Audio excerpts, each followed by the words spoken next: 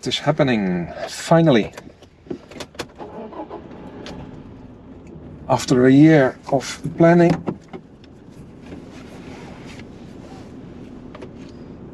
paperwork and setbacks, I'm finally on my way to Antwerp to drop off the car in the port for shipping.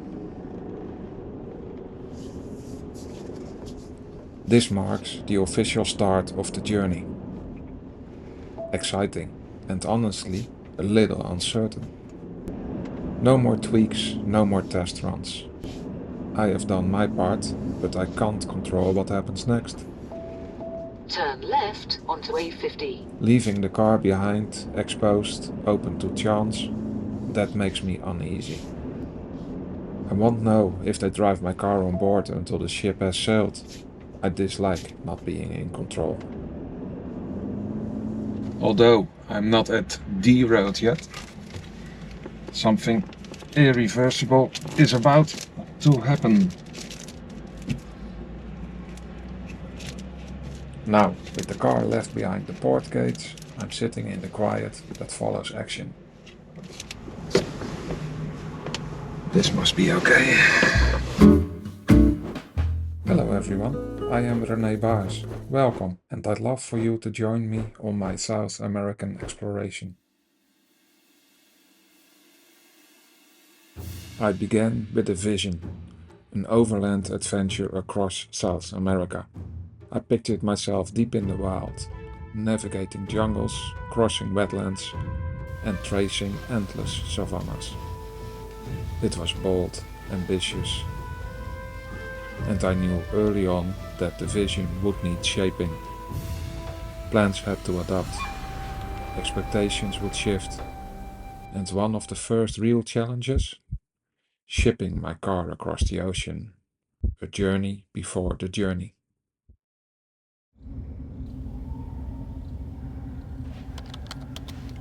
Getting the car to South America turned out to be its own kind of expedition. A lot of paperwork to go through. At first it seemed straightforward, but then came the part I wasn't ready for. We don't do business with South America. Eventually I received quotes from 2 agents, but both raised the same concern. Would my vehicle be classified as a camper or just a pickup truck? A motorhome camper can be shipped fully equipped. A passenger car must be completely empty. If the registration does not name it as a camper. The foldable rooftop tent and the modular backup setup made things ambiguous. In the worst case scenario, I'd had to ship the car completely empty. No tools, no gear, no fridge. I even started planning what I could bring on the plane and what I needed to replace in Uruguay. Eventually, the relief. Woohoo! Oh yeah! All was okay to bring except the cool box. Not built in, so it can't come. A minor sacrifice.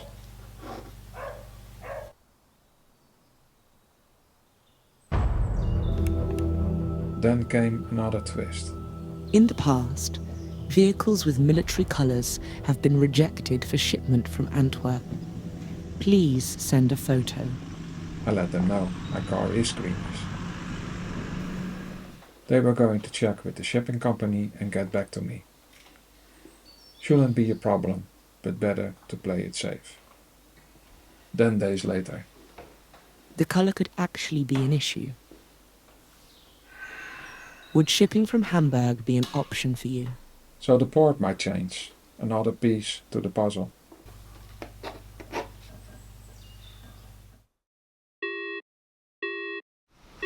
While for work in India, I received a call from my mechanic.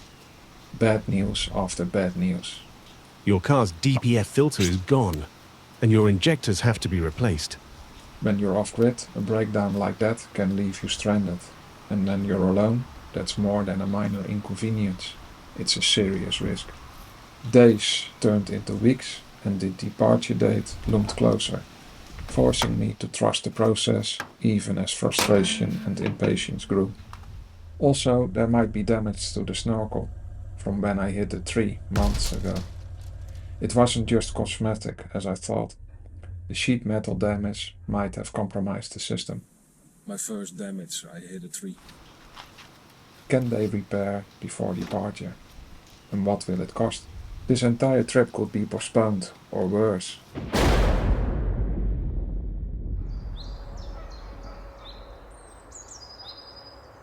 Despite the uncertainty, I'm grateful.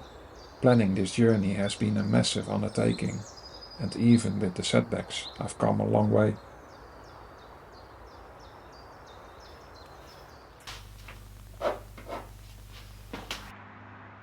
I got my car back from the mechanic, seemingly repaired and on time. But I won't lie, the weight of uncertainty is real.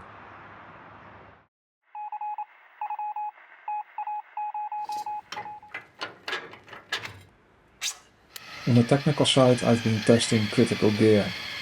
During testing, I discovered the hydraulic jack wasn't compatible with the existing bumper holes. The jack didn't seat deep enough and lacked stability. I had new holes drilled to ensure safe operation. The winch tests went well, smooth and reliable. There is a clutch handle down here. A moment to uncover flaws before they become real problems in the field. Each test is a small rehearsal.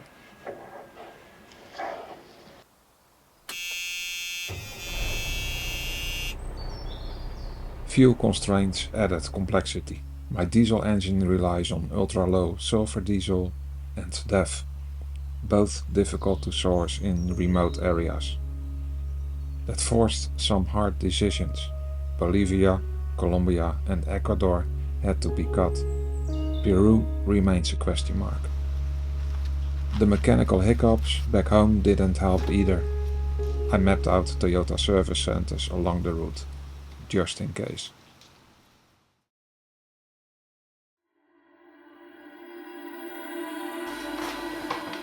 This journey began long before the wheels ever touched South American soil.